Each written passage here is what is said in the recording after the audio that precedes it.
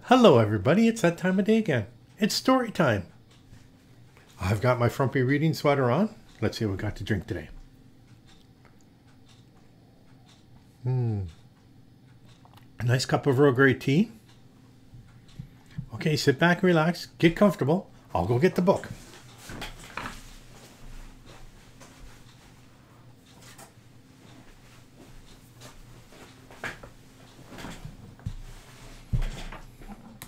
I get some reading glasses here. Okay. Today's story is called Malcolm's Runaway Soap by Jo Ellen Bogart. It all started with Malcolm's bath.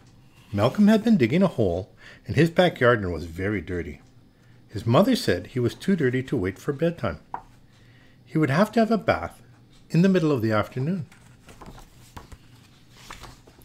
"Well," said Malcolm, "if I have to have a bath in the middle of the afternoon, it's going to be a good one." He filled the tub with lots of warm water. Then he played like a seal, splashing and barking and clapping his flippers.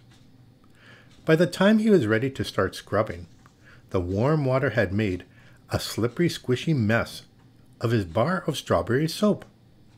As Malcolm grabbed it to wash his very dirty knees, pop! The soap slipped out of his hands and up into the air. It landed on the floor, slid along the tiles, and raced right out the bathroom door. The soap went past Malcolm's sleeping cat, Ralph, and down the stairs. When Malcolm's mother opened the front door to get the afternoon newspaper, the strawberry soap flew between her feet and out onto the front walk. "Wait!" Malcolm screamed. He ran down the stairs, dressed in his favorite blue towel. "Stop that soap!" he hollered. "Stop that soap!" The letter carrier saw the speeding soap and ran after it. "Stop!" she called, but the soap was going faster all the time. "I've got it!" yelled the policeman Dan, reaching up. He snatched at it with both hands, but pop! The soap flew out of his hands and did a triple backflip and landed in the paperboy's bag. "We got it now," said the paperboy. He made a grab for the slippery soap.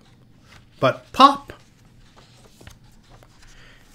It sailed right into the jug of lemonade Julie was setting up to sell.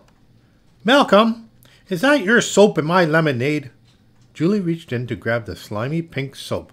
But pop! The soap was off again. At the end of the block, Mr. Sanders was bathing his poodle Fifi on the balcony of his apartment. Splash! The flying soap dived right into the bathwater. Fifi nipped at it with her tiny teeth. Mr. Sanders almost got a grip, but pop! The soap landed in Mrs. Abernathy's sun hat. "Trapped at last!" shouted Malcolm. Everybody stopped running and started clapping wildly. At last the runaway soap would be caught. But Mrs. Abernathy, who didn't know she had soap in her hat, thought the applause was for her. She blushed and gave a low bow. Gently the soap slid down the rim of her hat and fell onto a passing skateboard. Malcolm saw his strawberry soap zooming off between the electric orange running shoes. "Come back!" he shouted to the girl on the skateboard. She screeched to a stop, but the soap kept going. It flew up and into the window of a bus, stopped at the corner. A woman sat on it, and pop! The soap was off again. At last it came to rest on a toy sailboat floating in the City Hall fountain. Malcolm saw his chance. He leaped into the fountain. He grabbed the soap with both hands and both feet. He washed his ears and his neck, his knees and his ankles, his belly button and his elbows, and even his face. He rubbed until he was a huge, marvelous lather. He scrubbed until the strawberry soap was nothing but bubbles.